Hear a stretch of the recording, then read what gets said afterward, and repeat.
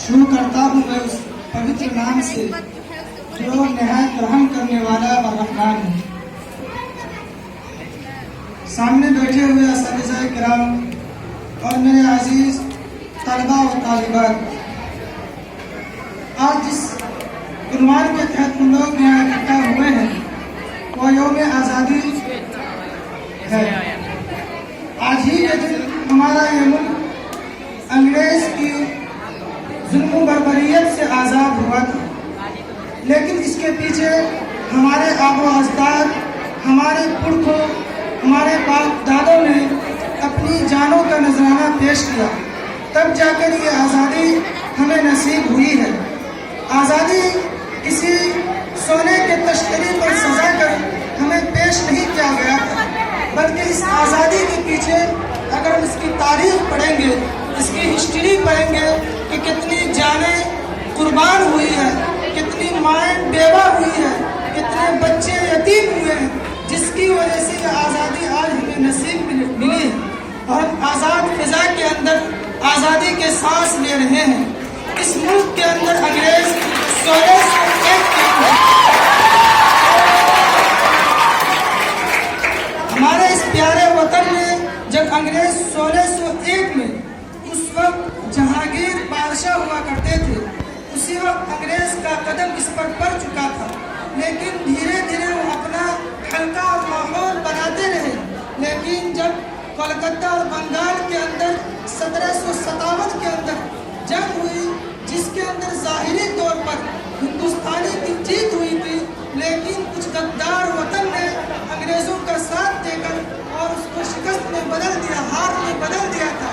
उसके बाद फिर मुल्क के अंदर एक माहौल बना, मुल्क के अंदर आवाज़ उठी, ये मुल्क गुलाम हो चुका है, ये मुल्क के अंदर दूसरे लोग आकर हाकिम और हुकूमत कर रहे हैं, हमें इसे आज़ाद करना है। फिर इस मुल्क के अंदर आवाज़ उठी, शाह वलीउल्लाह मुहद्दिस देहलवी रहमतुल्लाह अलैह 1803 के अंदर दिल्ली से ये आवाज़ लगाया कि ये मुल्क दारुल हरब है, इस मुल्क के अंदर दूसरे मुल्क के बाशिंदे आकर हुकूमत कर रहे हैं, उसे हमें इस मुल्क से निकालना है। फिर तमाम लोगों को मुत्तहिद किया गया, तमाम लोगों को एक प्लेटफार्म पर खड़ा किया गया, फिर आवाज़ पूरे मुल्क के अंदर लगाई गई कि सब मुत्तहिद हो जाओ, इस मुल्क से इस नापाक साजिश को दूर फेंको। फिर ऐसा हुआ, फिर हिंदू मुस्लिम इत्तेहाद हुआ।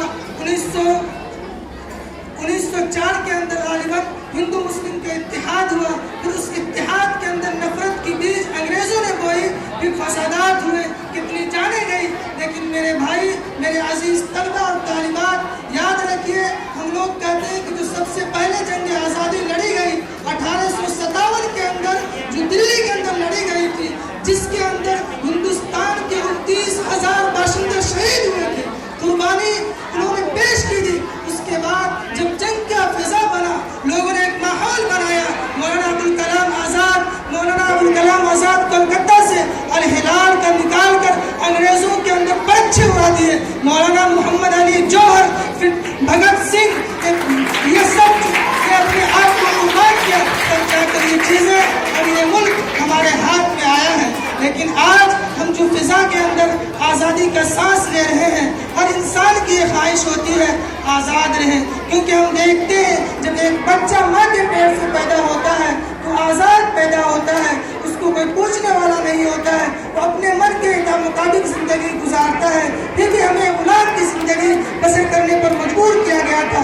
लेकिन सलाम पेश करता हूँ हम उन आबा अजदाद को जिन्होंने अपनी कुर्बानी, अपनी जानों को पेश करके, अपने वक्त को लगाकर, अपनी जानों को कुर्बान करके आज हमें आज़ादी नसीब कराई है।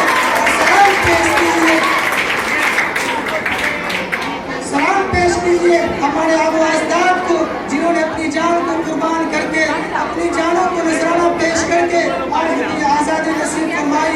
लेकिन अफसोस की बात यह है कि हमारा मुल्क तो आज़ाद है, हम आज़ाद मुल्क के अंदर सांस ले रहे हैं, लेकिन यहाँ पर फिरका वाराना फसाद और फिरका वाराना ताकतें फिर उसी तरीके से हमें गुलामी की जंजीरों के अंदर जकड़ने की कोशिश करता है। फिर हमें गुलामों की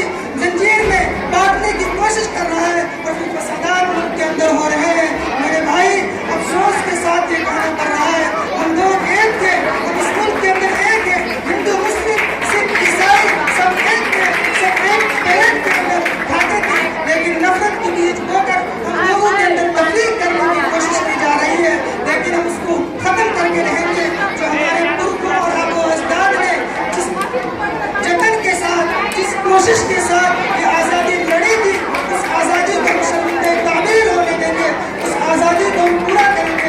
آخر میں میں اپنی بات کو ختم کرتا ہوں اور دعا کیجیے اور سلام پیش کیجیے اپنے اجداد کو، اپنے پرکوں کو، جنہوں نے اپنی جان کو قربان کر کے یہ ملک ہمیں ایک آزادی کے تحفے میں ہمیں عطا فرمایا تھا۔ وما علینا الا البلاغ۔